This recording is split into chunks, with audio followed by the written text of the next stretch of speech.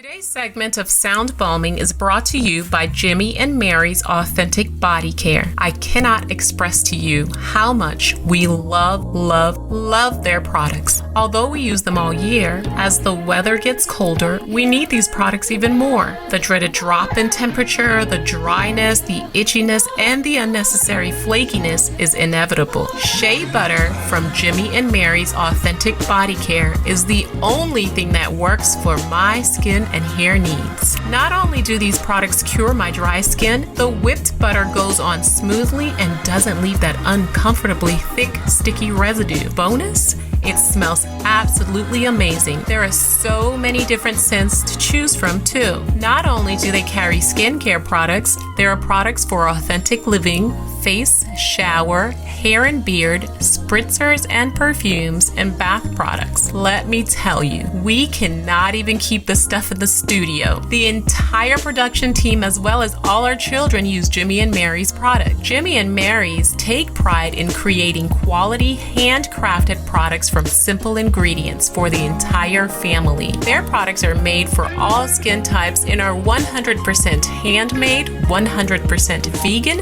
and 100% cruelty-free. Skincare is important. Moisture is key, and keeping our skin and hair hydrated is essential. I cannot emphasize how much we trust Jimmy and Mary's for all of our skincare needs. Hurry on up to jimmyandmarys.com and check out their products. Did I mention service is fast and efficient too? Don't forget to mention that you heard about Jimmy and Mary's Authentic Skincare on Sound Balming. Use the discount code SOUNDBALM20 to get 15% off. That's SOUNDBALM20 for 15% off at Jimmy and Mary's Authentic Skincare.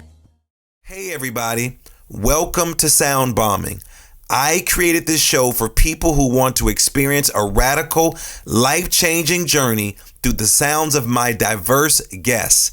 I hope that each sound you hear on this show will strengthen your faith, encourage your dreams, and challenge you to awaken the greatness within you. Drop the bombs. Drop the bomb. We're gonna drop the bomb. Drop the bomb. We're gonna drop the bomb. Drop the bomb. We come to drop the bomb. Drop the bomb. This is a journey into sound. A journey which along the way will bring to you new color, new dimension, new values, and a new experience.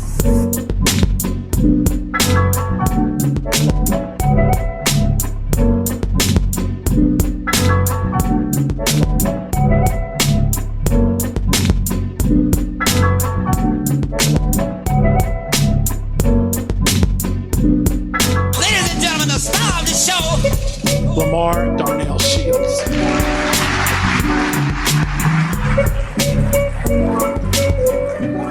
Good morning, good afternoon, good evening, whatever the time of the day it is, you are at the right place at the right time with the right person, and then soon to be with the right people. I am your host, Dr. Lamar Darnell Shields, the creator of Sound Bombing. And my goal with this show is to introduce you to people with the ideas that will help you unlock your full potential. Well, bombers, I want to ask you something. What kind of life would it be if everything was all hunky-dory, whatever the heck hunky-dory means, and rosy, and you never had any personal challenges? Well, I believe that this world will be full of ungrateful, take everything for granted, inconsiderate people. When we adapt by facing and then overcoming challenges in life, we're given the opportunity to learn and grow. And everybody faces personal challenges in their life. It could be job struggles, financial hardships, or a health crisis. We are in a pandemic, or you may find yourself cut off in traffic, forgetting your debit card at home while you're grocery shopping. You could stub your toe like I did this morning, or you could leave your mask in the car after you walked all the way to the door. I digress. I know this is personal today, but that's why I love this quote by Anna Claudia Atunes. And she says, life keeps throwing me stones and I keep finding the diamonds. Well, my next guest knows a lot about personal challenges and finding diamonds. Well, maybe not real diamonds. Maybe she has, but she is the best-selling author of The Extraordinary UnOrdinary You. She's a speaker, entrepreneur, a mother to 6. Did I hear you say 6? Multicultural children. With her bold witticisms, larger-than-life personality, and fearless attitude, she is a powerful force for good, sharing her journey of adopting 3 of her 6 children in foreign countries, her climb to Mount Kilimanjaro to raise cancer awareness, and all the funny and scary inspiring stories that came along with them. Who am I talking about? No one other than Simone Knego. I'm so excited that she decided to hang out with me, probably because she got all those doggone kids and she just want to get away. Simone, welcome to Sound Bombing. Let our listeners know how you are doing and let us know where you are calling in from. Thanks so much for having me today. I'm calling in from Sarasota, Florida, and I'm doing great this morning. Yesterday was like one of those kind of days where I stubbed my toe and I forgot my mask, but today I'm talking to you, so this is going to be a good day. Man, let me tell you, that stubbing the toe, that thing is real. It is so painful. Listen, you call out I don't know if you've gone to church, a mosque, a synagogue, to the hood, to the store. You call out everything. You start to use language that you hadn't used in a long time. But it's something about that little piece that hits. You know what? Let me stay focused. So we're going to talk about that. So I'm so excited you decided to hang out with me. And I was just in Florida like 3 weeks ago, Simone, working with a school district in Pinellas County. So I was in Tampa, and then I went to Clearwater, and then I decided to go to Miami. I don't know what the heck I was thinking about, but my kids were like, hey, let's go to Miami. It sounded good, Simone, the 3-hour drive going, coming back.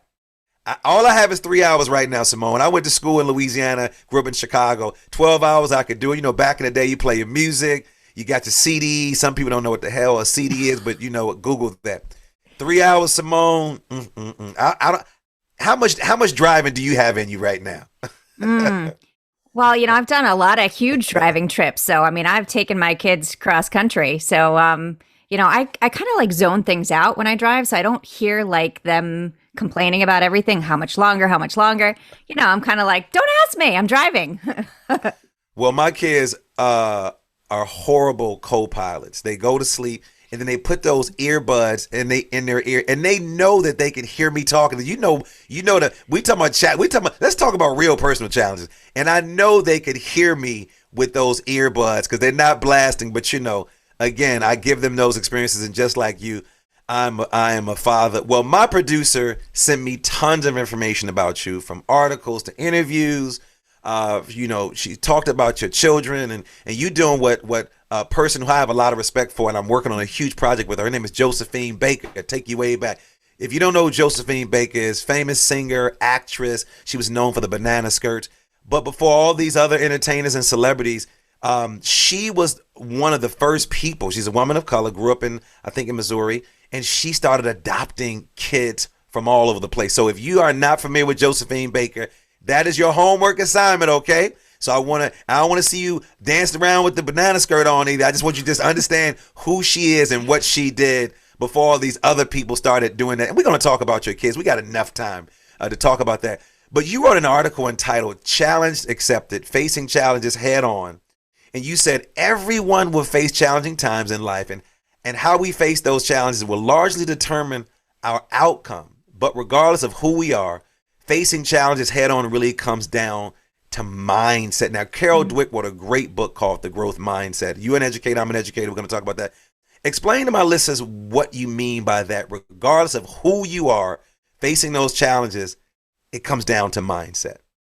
Yeah, we're all equal, right? When we look at whether you're a celebrity on stage, wherever your background is, where you're from, what religion you are, what color you are, we are all, in terms of our value, equal. So when we move forward with something, it's our mindset. So for me, again, there's lots of days that are really challenging, and I have a choice each day when I wake up. I can choose to make myself miserable. And yes, there are outside factors. We are in the middle of a pandemic. Or I can choose to move forward with grace and kindness and understanding. And it took me a long time to realize that. I can't say I was always like someone who would just jump forward and say, here I am, let me help you. It used to be like walk point A to point B with my head down. But, the mindset is, what are we here for? What are we doing on this planet? What are we doing in this world? Are we here just to be here and selfish? Or are we here to make the world a better place? And I kind of feel that my purpose is, as should, not should, but I think other people feel the same way, is to make the world a better place. And by doing that, by starting off with a mindset that says, hey, I can do these things. I can help other people. I can make a difference in someone else's day instead of just focusing on myself. I think that's how we move forward in life. And for me, it's all about mindset. Well, what strategies do you find work best for you in overcoming challenges in life? So, and I joke about this because this isn't something that I would have done 10 years ago.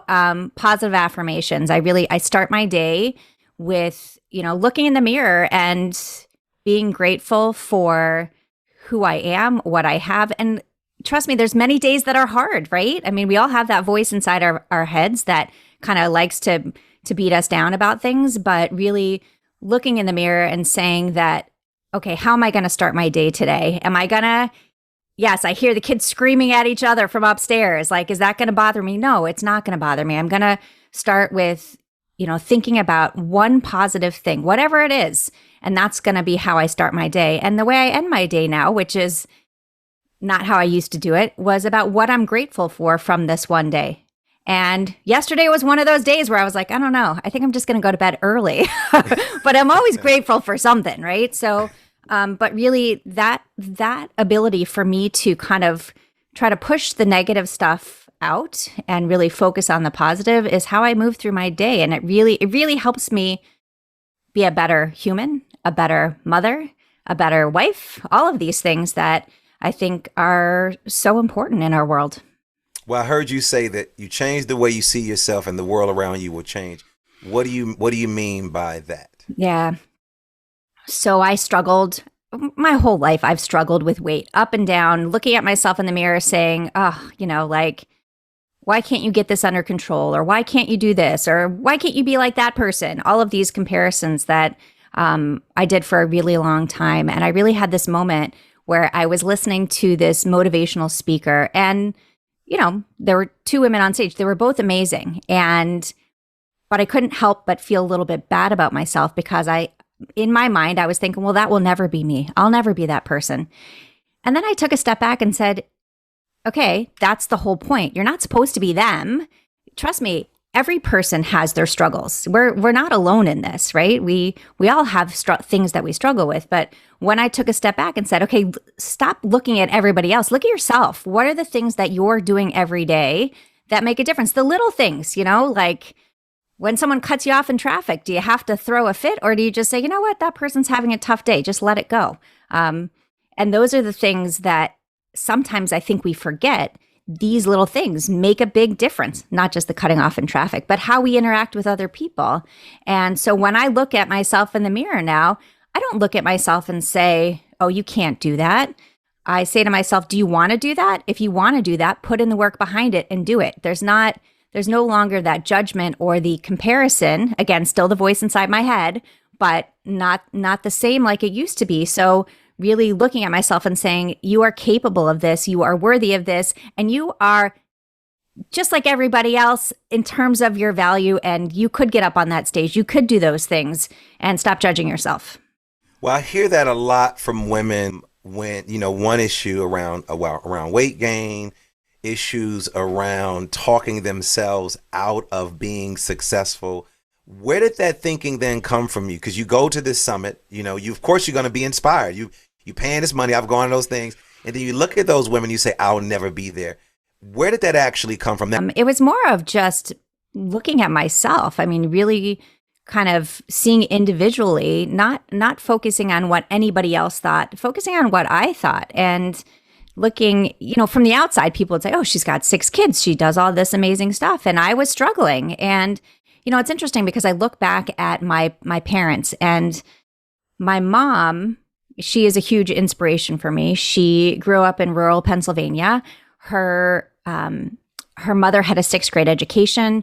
her dad worked in the coal mines in a local brewery, and her older siblings did not go to college. But in 10th grade, she walked into a library. That was the first time she had seen a library. And that library changed her life. It really was a realization that she wanted to go on further with her education. And she got into college, she got into medical school, and she was one of 5 women in her medical school class.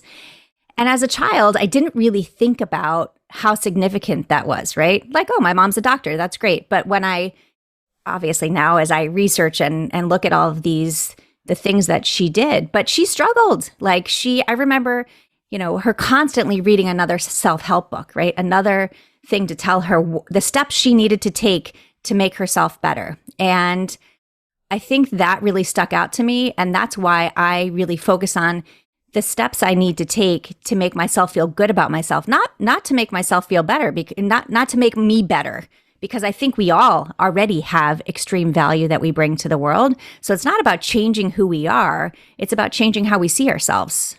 That is a great story. Shout out to Mom. Yeah. Walked into, I just pictured that walk. I don't know, was she a small lady? I just pictured her, this lady walking to this library, seeing these books, and then you're talking about moving forward, going to medical school, becoming a great doctor.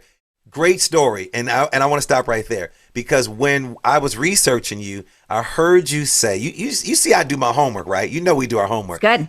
I heard you say, I consider myself a storyteller as opposed to a writer. Now, we're going to talk about your book shortly and the kids. I see the beautiful images back there.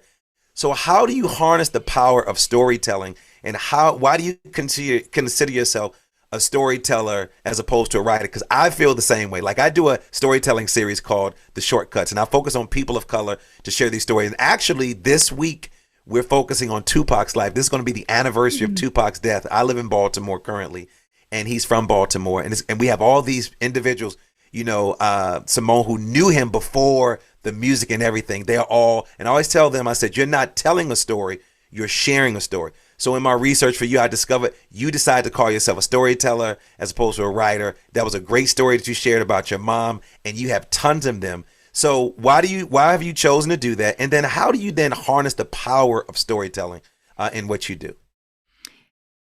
So I joke that I'm not a writer. I'm an author now. I mean, so when I was a little kid, honestly, I couldn't stand writing. Like, the grammar part was really hard. It was all really hard. Mm-hmm. And as I got older and I did start sharing stories, and again, with 6 kids and a husband of 28 years, I have a ton of stories. But if I could make someone laugh, or if I could find that connection, something that I'm struggling with that they might be struggling with, some way I can help somebody by sharing my stories, it's always worth sharing our stories. And I think sometimes people don't realize that they have a story to tell. Everybody has a story. Everybody has more than one story, but their life story is an impactful story. And I realized that over time, the more I started sharing, the more people were like, okay, that is hilarious, or that is ridiculous, or I can totally associate with that. I'm struggling with that as well. How can we help each other? And it's powerful, right? And if you look at storytelling, when someone gets up on stage and they share data with you, most likely you're not going to remember that, but you are going to remember the stories that they told you, because you can connect with that. You can see that, like what you said about, you can see my mom walking through that door. And that's why I feel that storytelling is so important. And again, we all have lots of stories, good and bad. And it's important that we share both, not just the good stuff. Yeah, I just love storytelling, because we can really connect to a story. We sort of see ourselves in the story. Stories they're very authentic. It's just so many things that you can use. We see companies that are using stories to sell their products. Now, you have a book, and your book is, I love the title, The Extraordinary UnOrdinary You. Follow your own path, discover your own journey. Talk to my listeners about the inspiration of the book, and sort of what should they expect while reading this book, and what should they find out about you that they might not know about you, and maybe about themselves. So the inspiration was my family, really. I mean, telling our stories. I realized as I was doing volunteer work with the Jewish Federation, and I was getting up on stages and sharing my stories, people would come up to me and say, wow, you are so inspiring. And of course, I'm looking around the room thinking, who are they talking to? Again, the self-doubt piece, right? And there, I'd have people say to me, have you written a book? You should write a book. And I'm like, no, I'm not a writer. Constantly saying, I'm not a writer. I'm not a writer. And then I said to myself, why am I not a writer? Like I love storytelling. Let me try to put it down on paper. And what's really funny is that my friends say, like, as soon as they started reading, so many of them texted me and said, I can hear your voice inside my head. And I said, perfect, because I'm not going to throw up big words for you. I want it to be like I was having a conversation on the couch. The book itself is really about realizing what you're capable of. It's not just about me. It's kind of motivation for others to take a look at, what they're doing in their lives and seeing the value in it, because the choices we make every day, they matter. And so it's stories about my younger 3, their adoption stories, and my older 3, things that they've struggled with, and the way we see the world as a multicultural family. So there's a lot in there. And again, if one thing I shared in there impacts a person, then I've done my job, right? And the same thing I feel like with storytelling. When I tell a story, if I touch one person with something that I said, then it's all worth sharing whatever I need to share. Well, now you've talked a little bit about the 6 children, and you have that amazing photo behind you. And in the book, you share some of those stories. What was the inspiration of adopting? So you've had 3, correct? And you adopted 3, correct? Correct. So what was the inspiration of the adopting 3 children? And then what was the inspiration of adopting children from different cultures, somewhat different from your own culture? Talk to us about that. So adopting children was something that we had talked about actually between our first 2 children, because they're almost 4 years apart. It was, for some reason, I didn't get pregnant right away. And so we said, yeah, let's look at adoption. And we started looking then. And then, of course, as soon as we really started working on paperwork, I found out I was pregnant. So yeah, I've heard that so many times. So that ended that journey. So there's a good story right there. Yeah.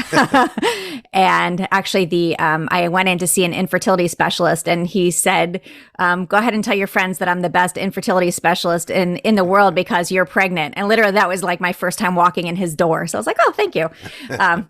But so then we moved to Florida. We were living in Texas for 5 years. We had the first 2 kids, and we actually left when my second child was 8 weeks old. We drove back to Florida. Those are a lot of stories. But we had one more, and I have this photo on my wall of the 3 kids. And every time I looked at it, I was like, there's something missing. And so my husband and I talked about it, and we said, okay, now or never. We're not getting any younger. And so we're both big believers in that now. And so we started the process. And when we looked at where we wanted to adopt from, we see the world as a big family, a big global universe, right? And so why not have a multicultural family? And when we first adopted Noah, he's from South Korea. And he was a baby, and then it was chaos, and we said, we love chaos, let's do this again. And so then we adopted our son Ari from Ethiopia. And actually he was 4.5 years old. And when we were at the orphanage in Ethiopia, we said that we definitely wanted to go back again already. When we were in the orphanage, we said there's just so many amazing kids just waiting for a family to love them. And, yeah. I mean, obviously a multicultural family there, we walk in the room and people look at us, right? They ask questions, and that's okay. Like, if your heart is pure and you really ask me the questions, ask me, because we don't want something to be uncomfortable. And again, my goal is to be a teacher, right? My goal is to share life experience to help other people. Wow. It's interesting. In my intro, I talked about Josephine Baker. I love Josephine Baker. There was one film about her, and there's another production that you'll probably hear more about later on. I won't give that away. But Josephine Baker coined this whole phrase, this called the Rainbow Tribe. This way before Madonna and all these other folks. And she did it to prove that racial harmony was possible She adopted, I think, over 12 children from around the globe, and it charged admission. I mean, people literally, it changed the way we sort of see the world. When you were adopting the children, what were some of the lessons that you learned throughout that journey? And then as I talked about Josephine Baker, you sort of mentioned earlier that, that there's more to it. What did you feel like you were missing that you didn't have just sort of with your own children? So, I mean, in terms of missing, I can't say that there was anything specifically missing. We just felt like we were capable of more. So when we looked missing at, might not be a good word. No, I mean, I said it that way, but like we just felt our family was capable of more. And I'm not a really good pregnant person, to be honest. My husband was like, please don't ever do that again. Tell him he needs to stop. Yeah, exactly. Right. Hey, 2 parties, right? I know, yes. But yeah, I mean, so, it was really that whole piece was just thinking that we were capable of more. And it wasn't about like, ooh, what good can we do for ourselves, or what good can we do for the world? We really looked at the children specifically. I know people talk about this whole savior complex. That is not how we feel at all. I mean, our children have brought so much to our lives, and I think also to families around us to see the world a bit differently. And what's actually interesting is that and this is kind of an offshoot, sorry, but my daughter, who is 13, she's our youngest, she just started 8th grade. And the teacher asked if they could use my book for a summer reading book. And I was like, sure, optional summer reading, absolutely. No, it was required reading. So my daughter calls me like this summer, I was out of town, and she's calling with tears streaming down her face. And her older sister is laughing hysterically because she's like, your book's required reading. But you know what? The reason it was required reading is because, again, we live sometimes in a very sheltered corner of the world. And I think it's important that we open our eyes to different experiences and to the way people live their lives, and to understanding how the world works. And you asked me a second part of the question, and I totally veered left, and I don't remember it. So No, you nailed it. It was okay. Really about, we were talking about missing and sort of, what are some lessons that you learned along the way around this adoption journey that you can probably help other people who are out there going through this process, who may want to not only just adopt, children, but they want to adopt children from different parts of the globe. Yeah. I think we learned so many things. I already had 3 kids, obviously. And when we brought Noah home, he's 15 now, but he is on the autism spectrum. He has ADHD, and he is the greatest kid ever, right? But the idea of patience, I thought I knew what patience was with 3 children. 6 kids, that's like zone defense, right? Like this is a completely different thing most days. The resilience of children, really, to see how important it is to be open and honest with them, and the ability to love. I think those are some of the greatest gifts that we've received, is just that, that how important that communication piece is, so that we all understand what we're doing and how much we love each other. So what are some lessons that you learned about yourself raising this multicultural group of children? And then share one of your funniest stories about maybe on the road together, maybe dinner at the table, breakfast at the table, anything like that. But let's first start with, one of some of the lessons that you learned that you sort of still carry with you today as it relates to raising a multi-ethnic, multicultural group of children. Well, to be honest, I don't think I understood truly, and this is going to be controversial, and we could probably talk for 3 hours about this, what white privilege was until I had a multicultural family. I didn't. I mean, trust me, I was, anti-racist since the beginning, but understanding truly what I had and the difference, how my children are treated when I'm standing there versus when I'm not, that was eye-opening to me. So that was one of the biggest things I think that I I learned, and, heartbreaking. Yes. True. Yes. Another thing. I did a film called Beyond Stereotypes. It was about Black and Latino boys, a community that I sort of represent and do a lot of work in. And one of the guys who was in the film is a white guy who had adopted a black son, and he already had a white son.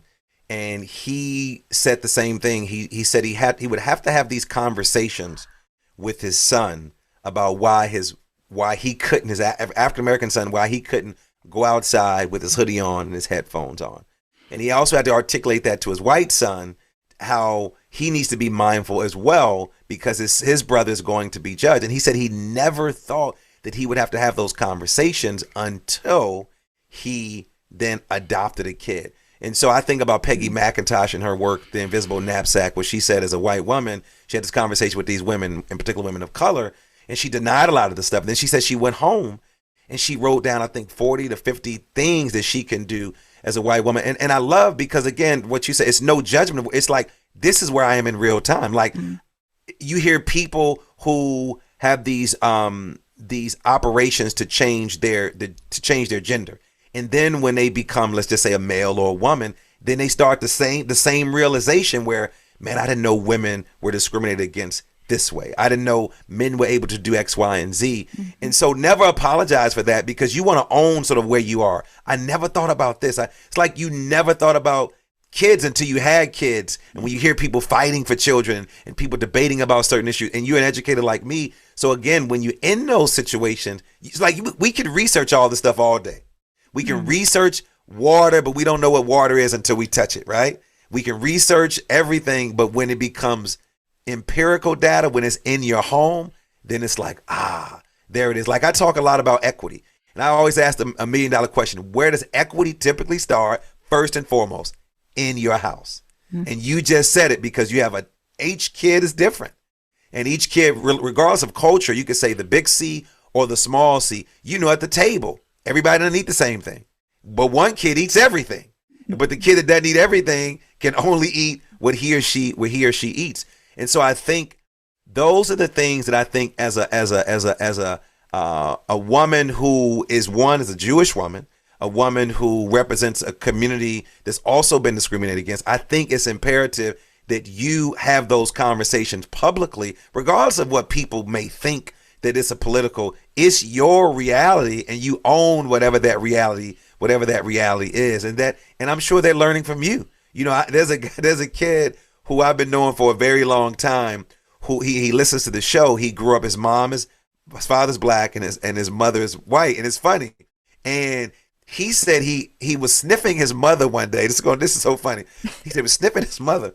And she's like, "Why are you sniffing me? Like, why?" He said, because it was hurtful to tell him. He said, because somebody told me that white folks smell like dogs. And she was like, what? So in his 5, 6, 7-year-old mind, he's sniffing his mother because he listened to probably some kids his age who had never been around. I mean, they said black folks had tails. You know what they said about Jewish people. Oh, yeah. And so again, in your own mind as a kid, because you don't have the vocabulary, we laugh at it's funny, but that's a reality to somebody. That really is a reality to somebody. And you are really showing the world what this can look like. But you're also showing the world that in my house, it's a struggle. In the UN in this house, it's a struggle. You can only imagine in the world where kids don't have the emotional vocabulary to articulate. I mean, just looking today, I was listening to a CNN report where this kid, we get into this debate about these masks, and this kid, I need to say he's a white kid in a predominantly white community, and he's testifying to the school board, and he's talking about his grandmother and how he needs to get vaccinated, and grown folks behind him are snickering and laughing.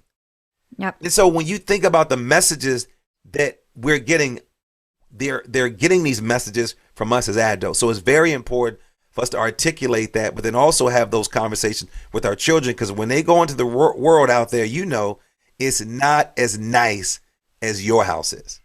So then what we do, we workshop it at the kitchen table, right? We workshop it while we're playing the video game. And I have to do the same thing with my own children. And I say to them, I want to prepare you. It's like I told my daughter, before you send your paper to your English teacher in college, I want to read it first.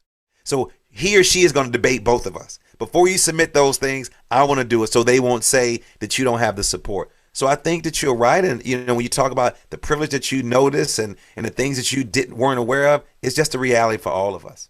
Yeah. And it's so interesting because you talk about having the conversation with the guy that you talked about, having a conversation with his son that he didn't have to have with his white son, right? I mean, same thing in our house. We've had many of those conversations, and it is it's kind of fascinating. And of course, the kids are like, we know. I'm like, no, you don't know. You don't know. Like, again, I remember this from my parents and things they used to say to me. Let me tell you our experience. I'm like, I don't care. I want to find out my own experience. No, you don't. You want to be able to listen to a little bit about this. But, I think that it is important to talk about. It is something that I do talk about. And it's something that I do talk about with my kids on a regular basis of how important it is for them to be proud of who they are, to stand up for themselves, and to, understand what the world is like outside of our kitchen table. Well, you are built for this. You are prepared for this because not only do you have 6 kids and a husband and been married 20 plus years, you had the audacity to think and to conquer and to climb Mount Kilimanjaro. So talk to me about that experience. You climb Mount Kilimanjaro, and I'm sure you experienced something that many of us want. It's like running a marathon. It's like climbing Mount Everest. It's like, hanging out with Kanye West. No, I'm just playing. We all have some things that we like. You sure you want to do this stuff? Talk to me about the Mount Kilimanjaro experience. And then is there a connection with doing that and also raising these children in the world that you're living in as we talk about overcoming these challenges and obstacles? Yeah, there's a connection with all of it. But so a friend of ours had actually climbed it the year before with the same organization, and he asked my husband if he was interested, and my husband said, no, thank you, call Simone. That's interesting. And they did, and I said, yes. And then I did the research, and I was like, oh, this is a lot. I'm not an athlete, but it was actually really important for me. And again, going back to the things, the mindset piece and the struggles that I had, and really probably for the first time believing in myself, saying like, you got this, you can do this. You got to put in the work. Trust me. It was in the gym every day, really getting myself into shape so that I could accomplish this. But it was important to show my kids too that, again, it's not just about setting a goal. It's about setting a goal and putting in the work. And so I think the first time I told them, they're like, well, that sounds really cool. And then they were like, what? My friends are saying that's a really big mountain. I'm like, yeah, it is. And I had a lot of people say to me, and this was very frustrating as well, the Simone, do you really think you're going to make it to the top? No, I think I'm going to make it halfway. That's why I decided to do this. Right. Like, so that was really a big moment of realizing the importance of just believing in myself and not relying on other people to create my value or make me feel my worth. It was about how I felt about myself. And so, yeah, I showed up. I didn't know anybody else that was going. So not only was I, training for something that I have never done before. I've gone camping a couple of times, but that's about it.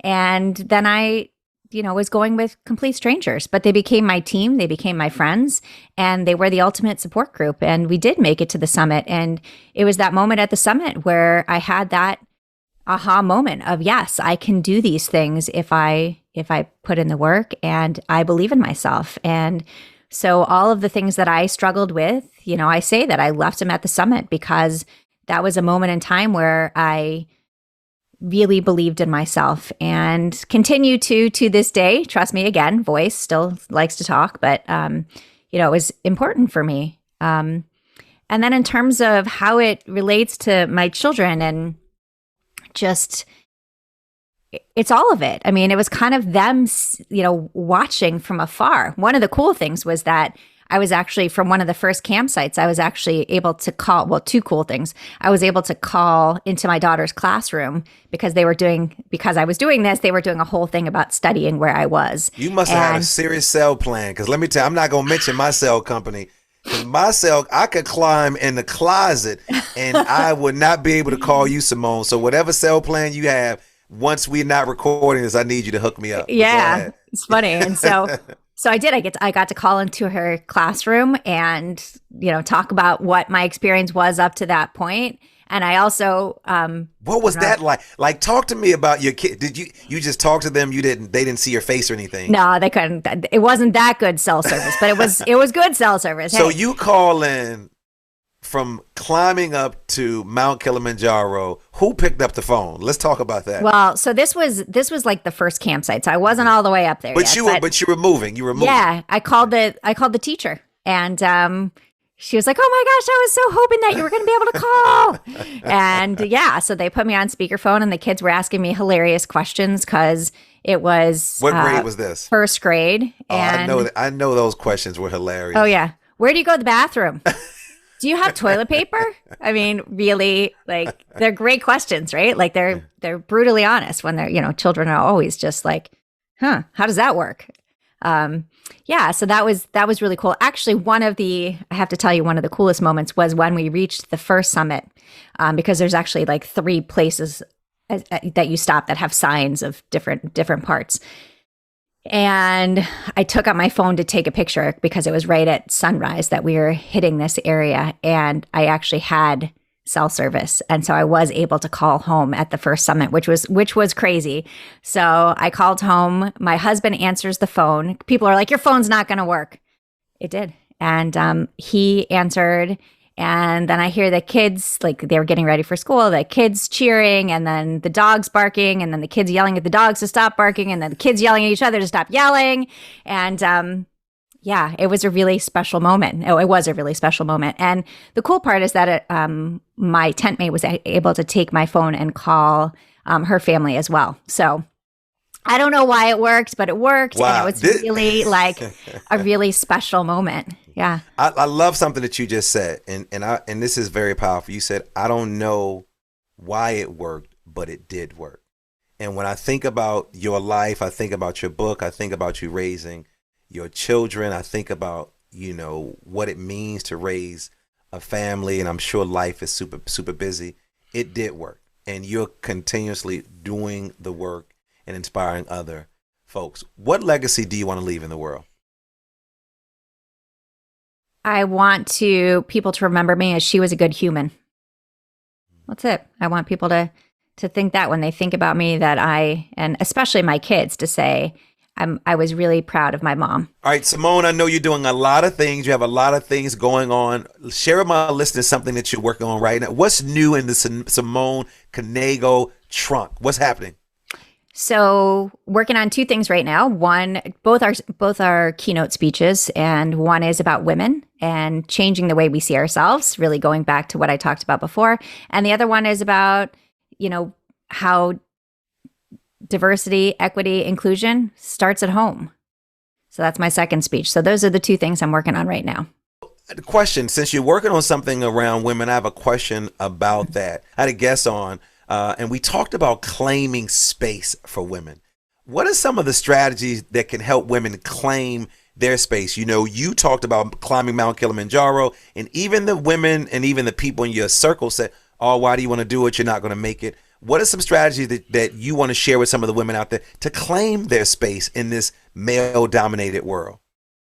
I think, first of all, finding what you're passionate about and really believing that it's okay to do it because it is. When we look at statistics about women, it's crazy how imposter syndrome, not believing in yourself when you've accomplished significant things, still stands out. And I actually just saw something recently from a statistics from Dove about and again, I said people don't remember data, but this piece of data, I think it's important to share, that they did a study that showed that only 4% of women worldwide believe that they are beautiful. So I think something that we need to start with is looking in the mirror and saying we are beautiful. Like, there's nothing to compare yourself to. It's looking at yourself, looking inside your heart, seeing what you're capable of. And I think that's so important because we all do bring amazing things to the world. I love that. I love that. Well, we want to be more proud of you. And how are we going to do that? We want to buy your book. Let my listeners know where they can go to get a copy of The Extraordinary UnOrdinary You. And if they want to work with you, if you want to train and coach them, how else can they get in contact with you? Definitely. So pretty much anywhere you buy a book online, Amazon definitely carries it. Lots of the bookstores have it online. You can go to my website and check me out. There's lots of information about me. There's links to where you can find the book. And I would love to hear from you because, again, it's all about human connection. I love that. So I'm telling you, go out and pick up her book. You see the book in the behind her and you see that wonderful family. Check her out. Read the book. Maybe you want to climb to the top. Maybe you don't, but maybe you want to do something. Something different. My thing is do something that's going to make you afraid. If it doesn't scare the hell out of you, then don't do it. And I think dealing with the times that we're dealing with the times that we're currently in, we're already pushing ourselves to the edge. So Simone, thanks for hanging out. Thanks for hanging out with me today, but you cannot leave.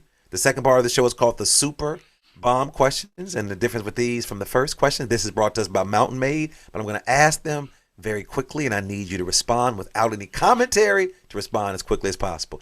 I know you're ready already. You ready? Yes. All right, here we go. What's your favorite word? Unordinary.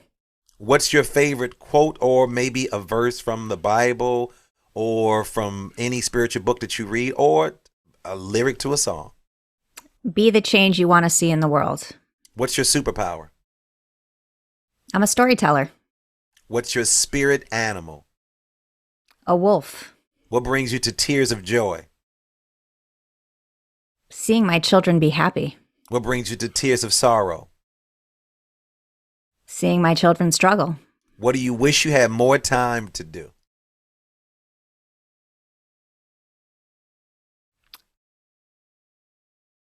I think I do everything that I want to do. What is the book or books you've given out most as a gift and why?